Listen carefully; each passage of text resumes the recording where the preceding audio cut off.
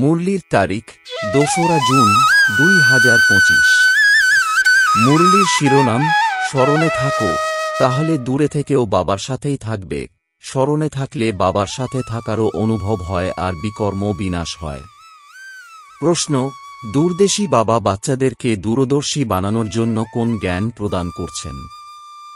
উত্তর: সৃষ্টিচক্রে আত্মা কিভাবে ভিন্ন ভিন্ন বর্ণে আসে, এই জ্ঞান দূরদর্শী বাবাই প্রদান করেন। তোমরা এখন জেনেছ যে এখন তোমরা হলে ব্রাহ্মণ বর্ণের।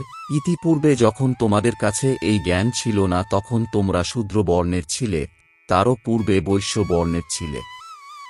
দূরদেশের বাসিন্দা বাবা এসে বাচ্চাদেরকে দূরদর্শী বানানোর জন্য এই জ্ঞান প্রদান করছেন। গীত: যে প্রিয় বাবার সাথে আছে তার জন্য জ্ঞানের বর্ষণ আছে। ওম শান্তি। যে জ্ঞান সাগরের সাথে আছে তার জন্য জ্ঞানের বর্ষণ আছে। তোমরা এখন বাবার সাথে আছো, তাই না? হয়তো বিদেশে আছো বা অন্য কোথাও, কিন্তু বাবার সাথেই আছো। বাবাকে মনে তো রাখো, তাই না?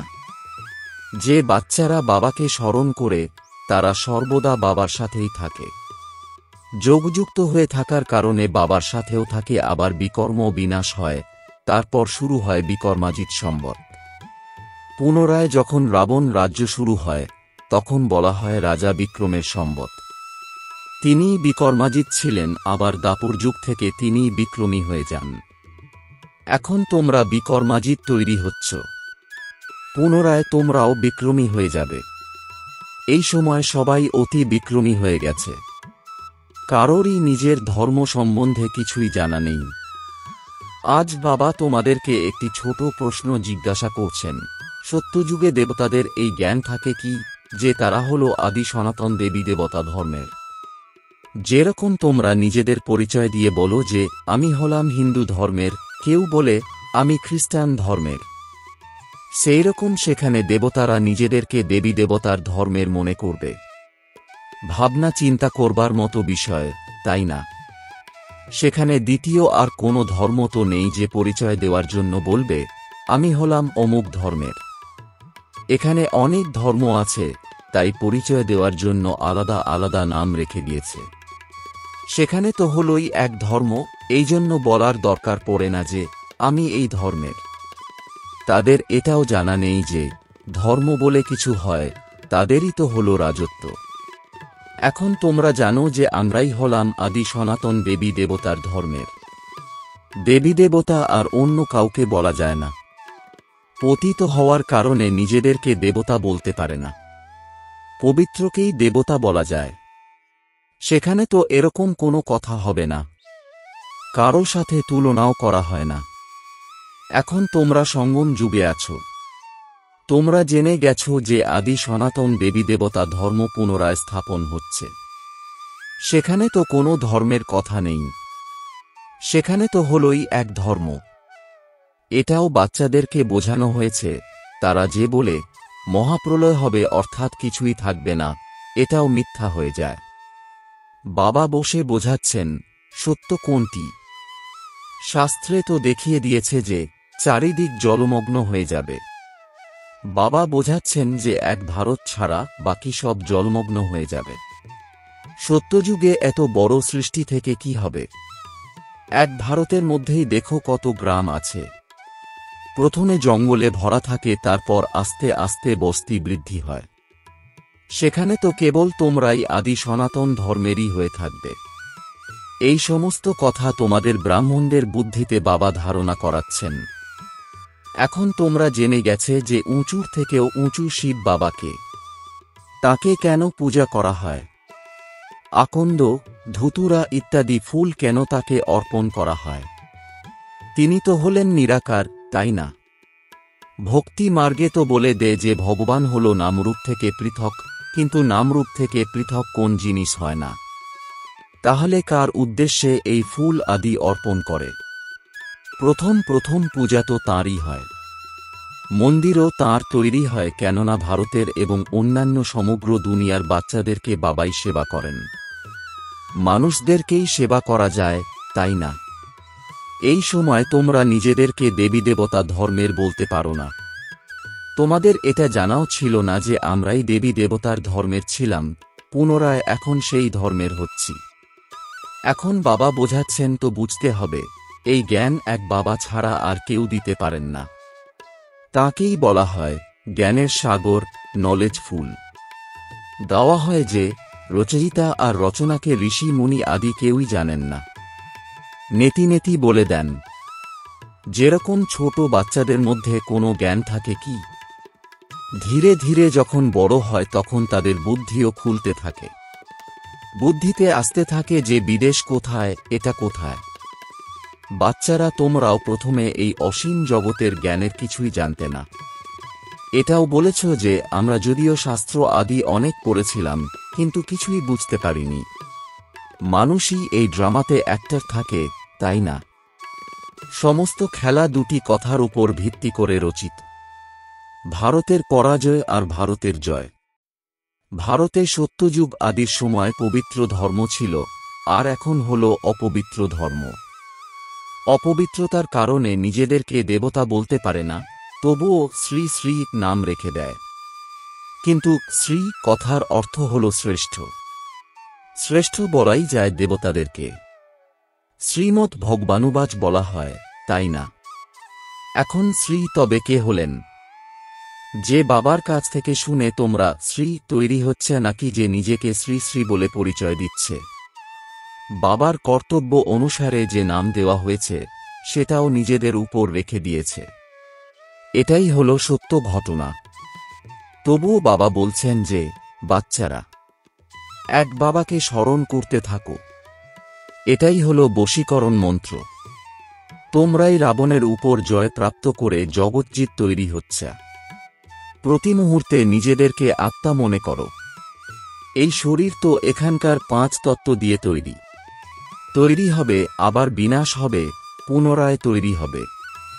কিন্তু আত্মা তো হল অবিনাশী। অবিনাশী আত্মাদেরকেই এখন অবিনাশী বাবা পড়াচ্ছেন এই সঙ্গম যুগে। যদিও অনেক বিঘ্ন আদি পরে, মায়ার ঝড় আসতে থাকে, তোমরা বাবার স্মরণে থাকো। তোমরা বুঝে গেছ যে আমরা শতপ্রধান ছিলাম, পুনরায় তমপ্রধান হয়েছি। তোমাদের মধ্যেও নম্বরের ক্রমানুসারে জানে। বাচ্চারা তোমাদের বুদ্ধিতে আছে যে আমরাই প্রথমে ভক্তি শুরু করেছি। অবশ্যই যিনি সার প্রথম ভক্তি করেছেন তিনিই শিবের মন্দির বানিয়েছিলেন, কেননা ধনবানও তিনিই ছিলেন, তাই না? বড় রাজাকে দেখে অন্যান্য রাজারা এবং প্রজারাও সেটাই করতে থাকে। এইসব হল ডিটেলের বিষয়। 1 সেকেন্ডে জীবন মুক্তি বলা হয়, তবুও বোঝানোর জন্য কত বছর লেগে যায়। জ্ঞান তো খুবই সহজ, জ্ঞান বুঝতে এতটা সময় লাগে না যতটা স্মরণের যাত্রায় লাগে। আহ্বান করেছিলে যে বাবা এসো, এসে আমাদেরকে পতিত থেকে পবিত্র বানাও, এরকম বলেনি যে বাবা এসে আমাকে বিশ্বের মালিক বানাও। সবাই বলে পতিত থেকে পবিত্র বানাও। পবিত্র দুনিয়া বলাই হয় সত্যযুগকে, আর এটা হল পতিত দুনিয়া। পতিত দুনিয়া বলা সত্ত্বেও নিজেদের পতিত বলে স্বীকার করে না, নিজের প্রতি ঘৃণাভাব রাখে না। তোমরা কারো হাতে তৈরি খাবার খাও না, তখন তারা বলে যে আমরা কি অচ্ছুত। আরে তোমরা নিজেরাই তো বলে দিচ্ছ, তাই না? পতিত সবাই, তাই না? তোমরা তো বলোই যে আমরা হলাম পতিত, এই দেবতারা হলেন পবিত্র। তাহলে পতিতদেরকে কি বলা যাবে? গায়ন আছে না, অমৃত ছেড়ে বিষ কেন পান করেছ? বিষ তো হল খারাপ, তাই না? বাবা বলেন এই বিষ তোমাদেরকে আদিমধ্যন্ত দুঃখ প্রদান করে, কিন্তু এর বিষাক্ততা তোমরা বুঝতে পারো না। যেমন কোনো অভ্যাসে আসক্ত ব্যক্তি সেই অভ্যাস ছাড়া থাকতে পারে না, যেমন কোনো মদাসক্ত ব্যক্তি মদ ছাড়া থাকতে পারে না। যুদ্ধের সময় হলে তখন সেই মদাসক্ত ব্যক্তিকে মদ পান করিয়ে নেশাগ্রস্ত করে যুদ্ধে পাঠিয়ে দেয়। নেশা চড়ে গেলে ঠিক বেঠিক জ্ঞান থাকে না, তখন তারা শত্রুপক্ষের ক্ষমতা না যাচাই করে যুদ্ধ করতে চলে যায়। সেই মানুষদের মৃত্যু ভয় থাকে না। কোথাও কোথাও বম্বকে নিজের শরীরে বেঁধে নিয়ে গন্তব্যস্থলে যায়। বলা হয় যে মিসাইলের মাধ্যমে যুদ্ধ হবে, সঠিকটা তোমরা এখন বাস্তবে দেখতেই পাচ্ছ। আগে তো তোমরা কেবল পড়েছিলে, পেট থেকে মিসাইল বের হলো, তারপরে এটা হলো। এখন তোমরা বুঝে গেছো যে পাণ্ডব কারা আর কৌরব কারা। স্বর্গবাসী হওয়ার জন্য পাণ্ডবেরা বেঁচে থেকেও দেহ অভিমান থেকে ভুলে থাকার পুরুষার্থ করেছিল। তোমরা এখন এই পুরানো জুতোকে ছেড়ে দেওয়ার পুরুষার্থ করছ। তোমরা বলো যে পুরানো জুতা ছেড়ে নতুন নিতে হবে। বাবা বাচ্চাদেরকেই বোঝাচ্ছেন। বাবা বলছেন যে আমি কল্পকল্পেই আসি। আমার নাম হল শিব। শিবজয়ন্তীও পালন করে। ভক্তি মার্গের জন্য অনেক মন্দির আদি বানায়। অনেক ভিন্ন ভিন্ন ধরনের নাম রেখে দেয়। দেবীদেরও এইরকম অনেক নাম রেখে দেয়। এই সময় তোমাদের পূজা হচ্ছে। বাচ্চারা, এটাও তোমরা জেনে গেছে যে যাকে আমরা পূজা করে এসেছি তিনি এখন আমাদেরকে পড়াচ্ছেন। যে লক্ষ্মীনারায়ণের আমরা পূজারী ছিলাম সেই লক্ষ্মীনারায়ণ এখন আমরা হতে চলেছি। এই জ্ঞান বুদ্ধিতে এসে গেছে। মননচিন্তন করতে থাকো আর অন্যদেরকেও শোনাও। অনেকেই আছে যারা ধারণা করতে পারে না। বাবা বলেন যে বেশি ধারণ না করতে পারলেও কোনো চিন্তার বিষয় নেই। বাবাকে কিভাবে স্মরণ করতে হয় সেই ধারণা তো আছে, তাই না? বাবাকে স্মরণ করতে থাকো। যে মুরলি পড়তে পারে না তো এখানে বসে জ্ঞানের চিন্তন করে। এখানে কোনো বন্ধন ঝঞ্ঝাটাদি নেই। বাড়িতে পুত্রপৌত্রদের পরিবেশকে দেখে এই নেশা উধাও হয়ে যায়। এখানে চিত্র রাখা আছে। কাউকে বোঝানো খুব সহজ। তারা তো গীতা আদি সম্পূর্ণ কণ্ঠস্থ করে নেয়। শিখ ধর্মাবলম্বীদেরও গ্রন্থ কণ্ঠস্থ থাকে। তোমাদেরকে কি কণ্ঠস্থ করতে হবে? বাবাকে। তোমরা বলো যে বাবা, এটা তো একদম নতুন বিষয়। কল্পের মধ্যে এই হলো সেই সময় যখন তোমাদেরকে নিজেদেরকে আত্মা মনে করে এক বাবাকে স্মরণ করতে হয়। 5000 বছর পূর্বেও শিখিয়েছিলাম, আর কারোর এতটা শক্তি নেই যে এইভাবে তোমাদেরকে বোঝাতে পারে। জ্ঞানের সাগর হলেনই এক বাবা, দ্বিতীয় আর কেউ হতে পারে না। জ্ঞানের সাগর বাবাই তোমাদেরকে বোঝাচ্ছেন।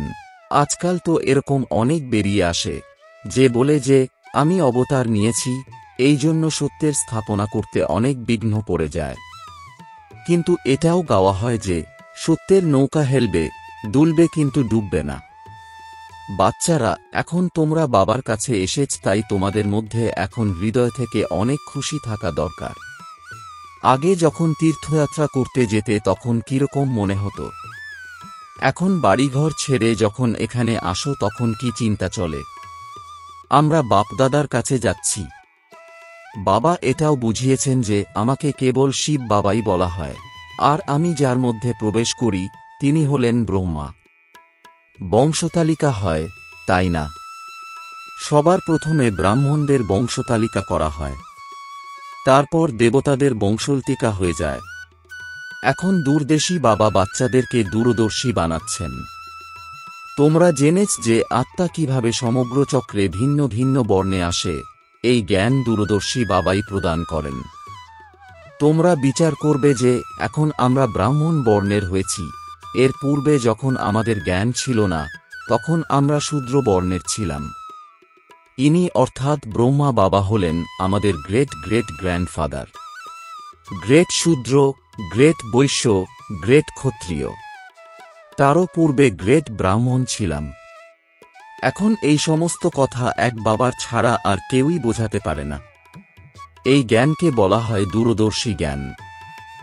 দূর দেশে বসবাসকারী বাবা এসে দূর দেশের সমগ্র জ্ঞান বাচ্চাদেরকে শোনাচ্ছেন। তোমরা জেনে গেছে যে আমাদের বাবা দূর দেশ থেকে এনার অর্থাৎ ব্রহ্মা বাবার মধ্যে আসেন। এটা হলো পরের দেশ, পরের রাজ্য। শিব বাবার নিজের কোনো শরীর নেই, আর তিনিই হলেন জ্ঞানের সাগর। স্বর্গের রাজ্য তিনি প্রদান করেন। কৃষ্ণ কি স্বর্গের অবিনাশী উত্তরাধিকার দিতে পারেন? শিব বাবাই প্রদান করেন। কৃষ্ণকে তো বাবা বলা যায় না। বাবা রাজ্য প্রদান করেন, বাবার থেকেই অবিনাশী উত্তরাধিকার প্রাপ্ত হয়। এখন লৌকিক জগতের সমস্ত উত্তরাধিকার প্রাপ্তিও সম্পূর্ণ হয়। সত্যযুগে তোমাদের এইসব কিছুই জানা থাকবে না, যে আমরাই সঙ্গমযুগে 21 জন্মের অবিনাশী উত্তরাধিকার প্রাপ্ত করেছিলাম। এটা এখনই তোমরা জেনেছ যে আমরা 21 জন্মের অবিনাশী উত্তরাধিকার অর্ধকল্পের জন্য গ্রহণ করছি। 21 জন্ম সম্পূর্ণ আজও প্রাপ্ত হবে। যখন শরীর বৃদ্ধ হবে তখন সময় অনুসারে শরীর ত্যাগ করবে।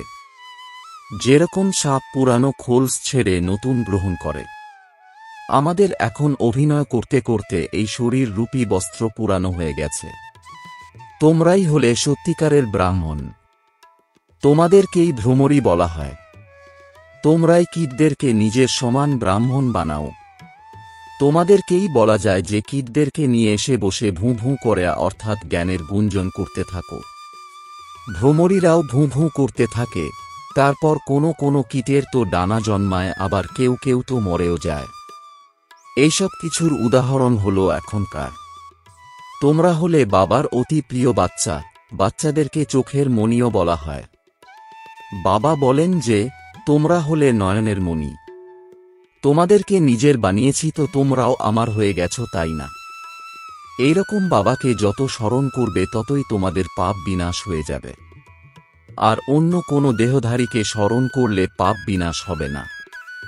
আচ্ছা, মিষ্টি মিষ্টি প্রশিক্ষার্থী বাচ্চাদের মাতাপিতা বাপদাদার স্মরণের স্নেহসুমন আর সুপ্রভাত। আত্মাদের পিতা তাঁর আত্মারূপী বাচ্চাদেরকে জানাচ্ছেন নমস্কার। ধারণার জন্যে মুখ্য সার: 1. জীবিত থেকেও দেহ অভিমান থেকে ভুলে থাকার পুরুষার্থ করতে হবে। দেহরূপী এই পুরানো জুতোর প্রতি এতটুকুও যেন মোহ না থাকে। 2. সত্যিকারের ব্রাহ্মণ হয়ে কীটের উপর ভ্রমরের গুঞ্জন করার ন্যায় অজ্ঞানী আত্মাদের কাছে জ্ঞানের গুঞ্জন করে তাদেরকেও নিজের সমান ব্রাহ্মণ বানাতে হবে। বরদান: অমৃতবেলার মহত্বকে জেনে উন্মুক্ত ভাণ্ডার থেকে নিজের ঝুলি ভরপুরকারী ভাগ্যবান ভব। এর বিস্তার: অমৃতবেলায় বরদাতা ভাগ্য বিধাতার থেকে যতটা ভাগ্যের রেখা টানতে চাও টেনে নাও, কেননা সেই সময় ভোলা ভগবানের রূপে লবফুল থাকেন, এই জন্য মালিক হও আর অধিকার নাও। খাজানার উপর কোনো তালা চাবি দেওয়া নেই। সেই সময় কেবল মায়ার বাহানাবাজি অর্থাৎ অজুহাত ছেড়ে একটাই সংকল্প করো যে আমি যা আছি, যেরকম আছি, বাবা তোমার আছি। মন বুদ্ধি বাবাকে অর্পণ করে সিংহাসনধারী হয়ে যাও, তাহলে বাবার সকল খাজানা নিজের খাজানা অনুভবে। স্লোগান: সেবাতে যদি স্বার্থ মিক্স থাকে তাহলে সফলতাও মিক্স হয়ে যাবে, সেই জন্য নিঃস্বার্থ সেবাধারী হও। ওম শান্তি।